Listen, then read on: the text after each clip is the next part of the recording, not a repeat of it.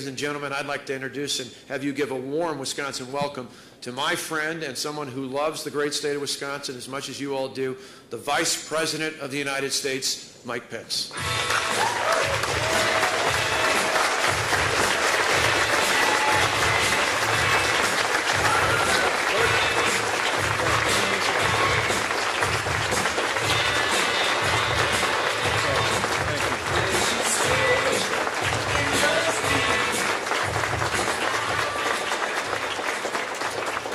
Hello, Wisconsin.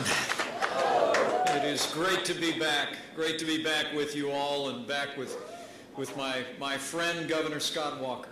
More on him in a moment.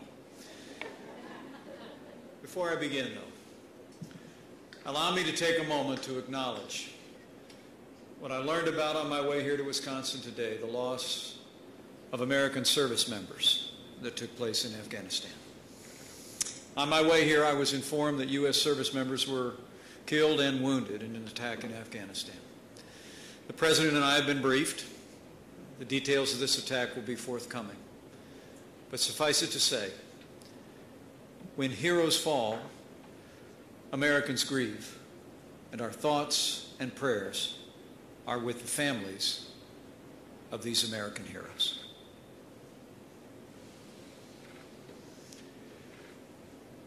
It is great to be back in the Badger State. Thank you all for the warm welcome. And I bring greetings today from my friend, the man that Wisconsin voted overwhelmingly to make the 45th President of the United States of America, President Donald Trump.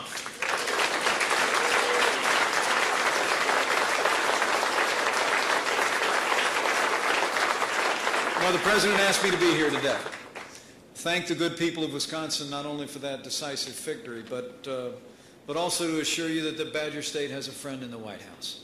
You'll hear that firsthand when President Trump comes to Wisconsin on this coming Tuesday, and I know you're all looking forward to it. Folks, in President Donald Trump, you elected a fighter and a winner, and he will never stop fighting for the American people and his agenda to make America great again. I promise you that.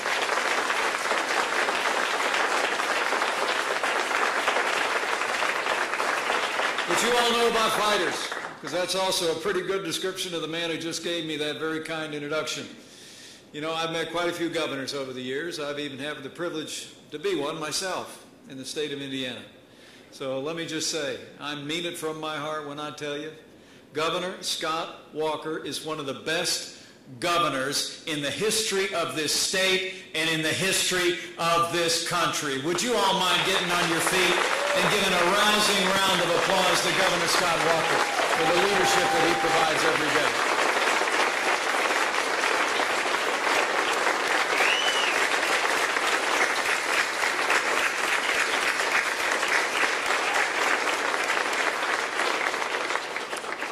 Let me also thank two more distinguished Wisconsin public servants who are here today.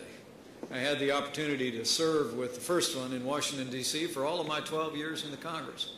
And I know full well that in Washington, D.C. there is no greater stalwart for conservative principles and values than Congressman Jim Sensenbrenner. Congressman, thank you so much for being with us today.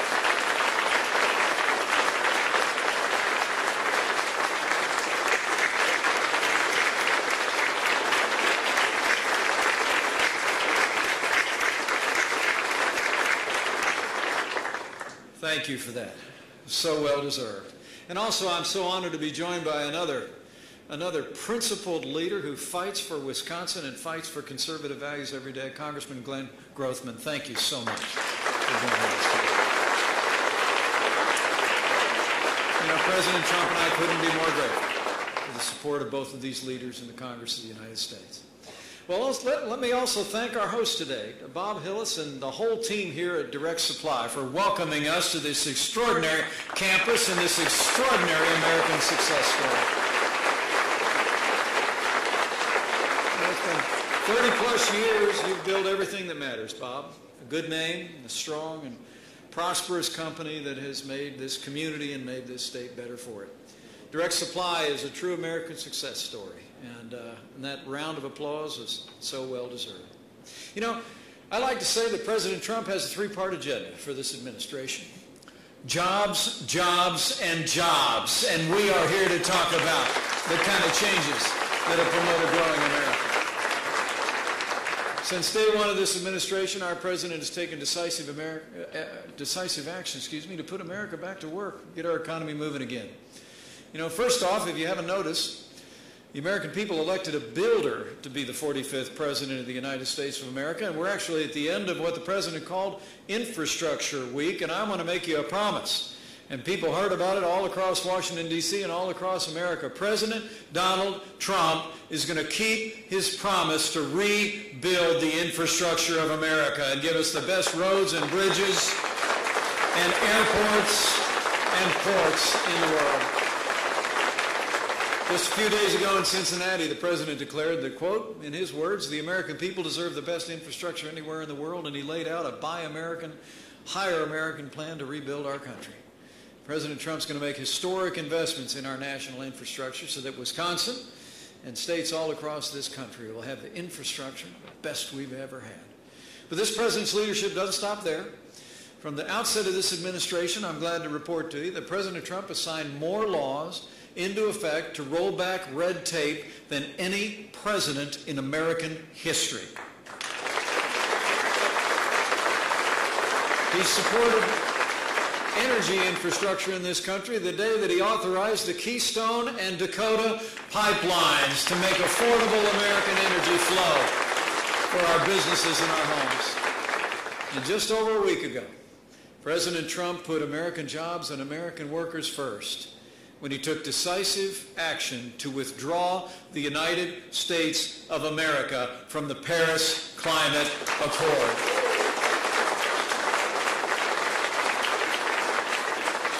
It really is remarkable. The burden placed on our country by the Paris Climate Accord, by one estimate, would have cost the American people 6.5 million jobs in the next 25 years, including 3 million manufacturing jobs, so important here in the heartland, while letting countries like China and India off virtually scot-free. In withdrawing from the Paris Climate Accord, President Trump put Pittsburgh over Paris. He put Milwaukee over Milan. In a word, President Trump put America first, and he always will. Folks, that's what American leadership looks like.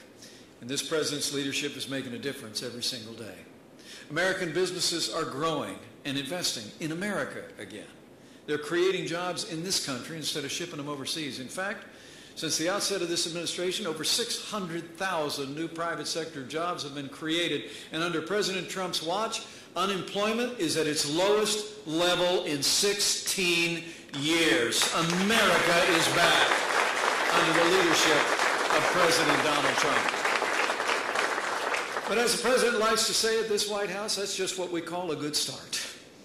Before I go one step further, let me just tell you from the outset that no matter what the media may be focused on any given moment, I promise you, President Donald Trump will never stop fighting. He will never stop working.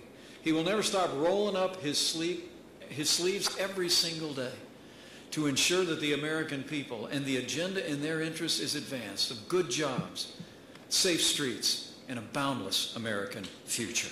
Count on it. The truth is that we've got a lot of important work yet to do. And working with Wisconsin's leaders in the Congress before this summer is out may be chief among those obligations, chief among those challenges, as I promise you. President Trump and I are going to work our hearts out with these congressmen, and we're going to keep the promise to repeal and replace Obamacare.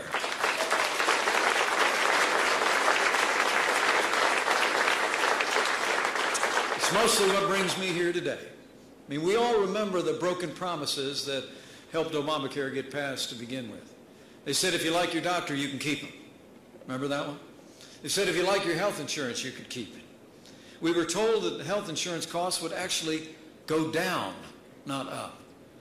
Every single one of those promises have been broken. I mean, now we know the facts. Just last month, our administration released a new study proving that Obamacare has made health insurance unaffordable for millions of Americans.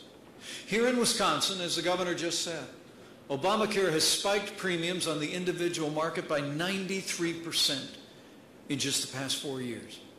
President Obama promised that you'd save up to $2,500, but the average premium costs nearly $3,000 per year more than it did in 2013. Here's the disturbing thing, folks. Obamacare is a disaster here, but Wisconsin actually is doing better than most other states in the country. Nationwide, Obamacare has more than doubled premiums for working families. From coast to coast, Americans are facing double-digit premium hikes heading into 2018. It's remarkable, in some states, we've actually seen health insurance premiums go up not by 93%, like here in Wisconsin, but in some cases, nearly 200% increases on working families and small businesses. While Americans are paying more, they're actually also getting less for it. Beyond the premiums, Obamacare plans have skyrocketed deductibles.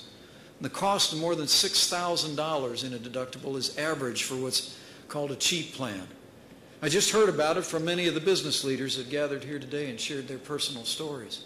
And Obamacare plans offer fewer and fewer doctors and providers, making it much harder for working families to get the care that they need. You know, the American people know a bad deal when they see one. And that's why they're avoiding Obamacare like the plague. I mean, the truth is, the most recent information shows that more than 115,000 Wisconsin citizens paid $22 million in penalties to the IRS rather than even buying an unaffordable Obamacare plan. And nationwide, 6.5 million Americans paid $3 billion in penalties instead of signing up for Obamacare.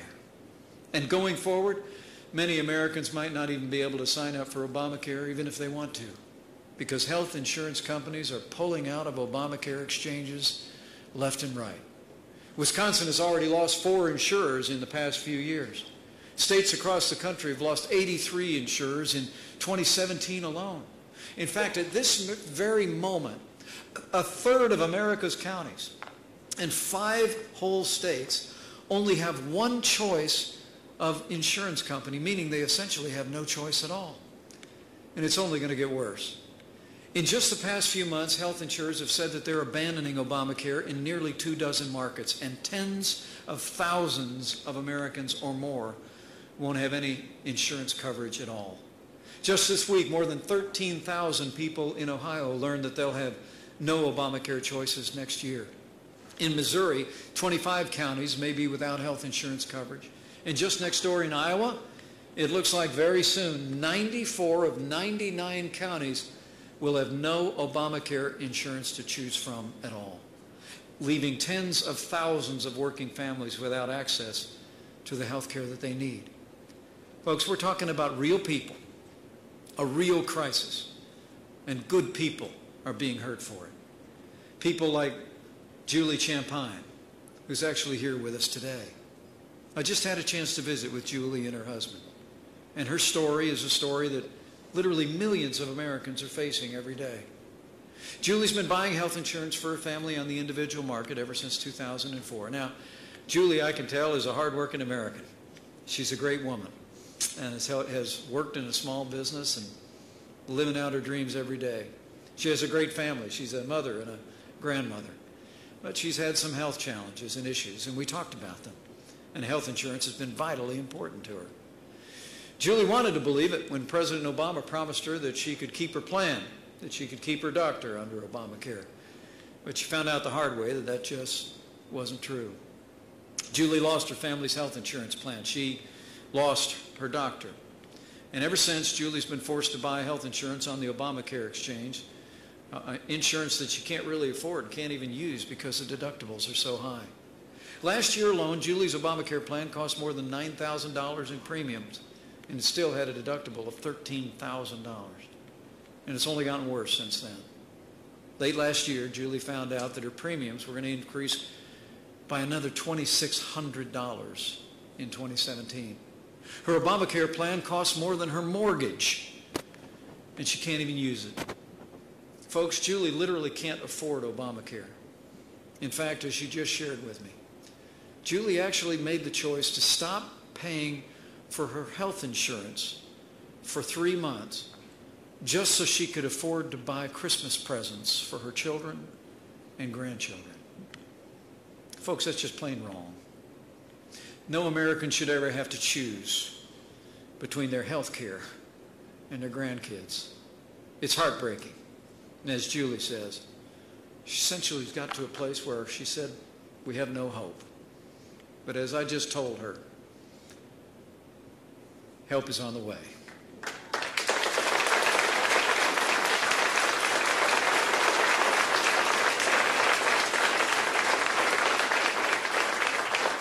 You know, Julie's here, and she's being willing to be the face of Obamacare's failures here. But she's hardly alone. I talk to people in Julie and her husband's situation every day all across this country. We hear from them. I see them as I travel. She's living proof that Obamacare is collapsing and really taking the opportunities and, frankly, the quality of life of the American people with it. As President Trump said just a few days ago, Obamacare is dead. That's why Obamacare must go. And the truth is, you'd have to be blinded by partisanship not to believe otherwise. Unfortunately, some people are. Democrats in Congress, to be exact. I mean, they're the ones that gave us Obamacare. And now, as your congressman will tell you, they won't lift a finger to help us rescue the American people from this mess that they created. Literally every single Democrat in Washington, D.C. would rather let Obamacare continue to collapse and put an enormous burden on the American people than help President Trump and Republicans in the House and Senate bring health care relief to hardworking Americans like Julie. But as I told her, help is on the way, and the Obamacare nightmare is about to end.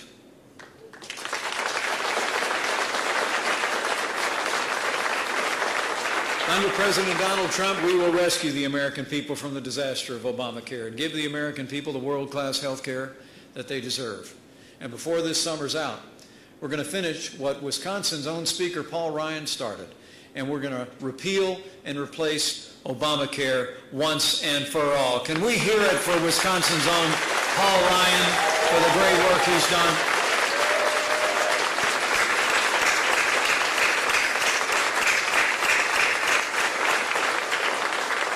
Building on the work that Speaker Ryan and these great members of Congress did, our administration is working as we speak with the leaders in the United States Senate. Leaders like Wisconsin's great Senator Ron Johnson to keep our promise to end this failed law. And I know he'll be there. We're going to repeal Obamacare's job-killing mandates and remove the burden of Obamacare's taxes on the American people.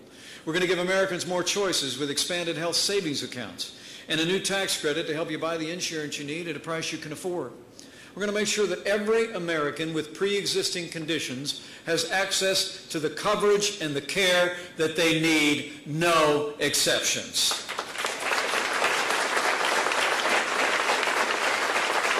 And we're going to reform and strengthen Medicaid to help the people who truly need it the most by giving states like Wisconsin the freedom and flexibility you need to take care of your most vulnerable. Because this president believes in state-based solutions, not one-size-fits-all mandates from Washington, D.C.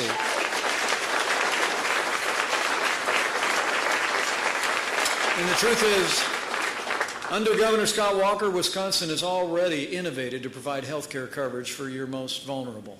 They've been setting the pace across the country. I know your governor is seeking even more freedom and flexibility with his Wisconsin Works for Everyone plan. And under this administration, I promise you, Governor Walker will be able to bring Wisconsin solutions to meet the unique health care challenges facing the people of Wisconsin. When we repeal and replace Obamacare, Wisconsin will be able to design its own health care system for the people of this state.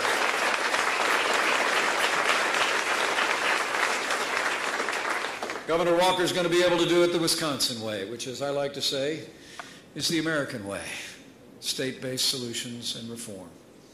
Folks, when the Congress sends us a repeal and replace bill to President Trump's desk, we're going to do nothing short of rescuing working Americans from the consequences of Obamacare's collapse. And it'll be a historic day for American health care. It'll create a dynamic national health insurance market with lower costs, higher quality, and more choices for working families by the time we're done. It'll give American businesses like those that are gathered here today the freedom to give their employees the coverage that they want to give them and that they need. And after 7 failed years of Obamacare, we'll finally put the American people back in control of their own health care. People like Julie and her family. My friends, we've come to a pivotal moment in the life of our nation. For the past 7 years, we've had a health care system based on the flawed premise that the federal government should order every American to buy health insurance, whether you want it or need it or not. That bureaucrats and politicians know better than patients and doctors what they need. And worst of all, that the American people can't be trusted to run their own lives or make their own health care choices as they see fit. We have a chance before us today to restore a health care system based on the time-honored American principles of personal responsibility, free market competition, state-based reform, and above all else, we have a chance to restore a health care system based on the ultimate American principle, freedom, and the freedom of the American people to live their lives and make their choices as they see fit.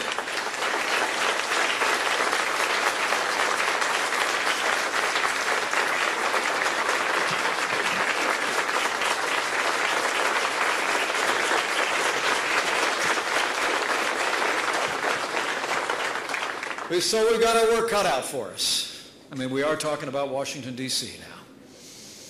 But I'm confident that if all of you will speak up, if all of you will continue to stand up, and let your leaders in Washington, D.C. know just how strongly you feel.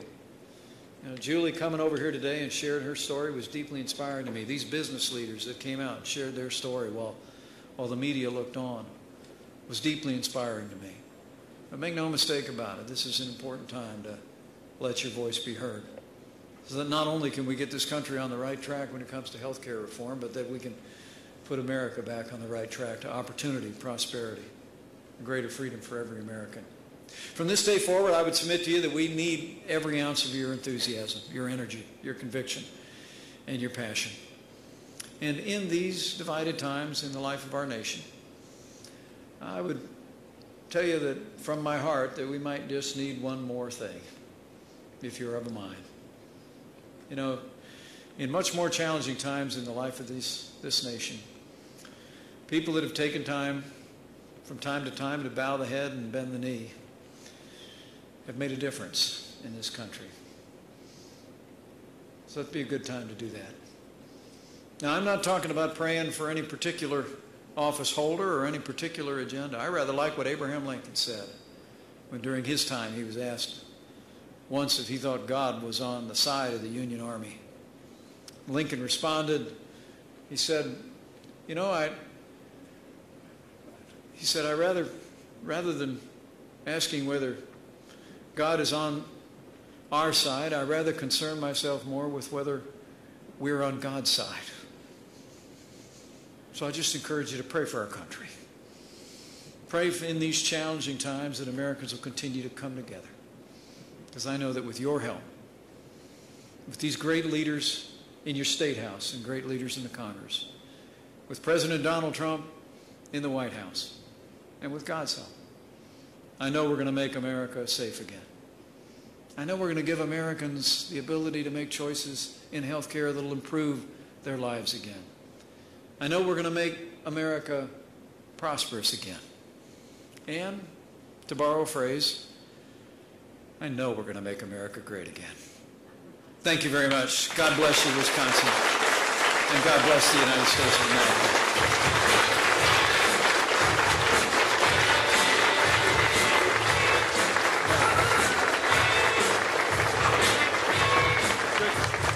Appreciate you.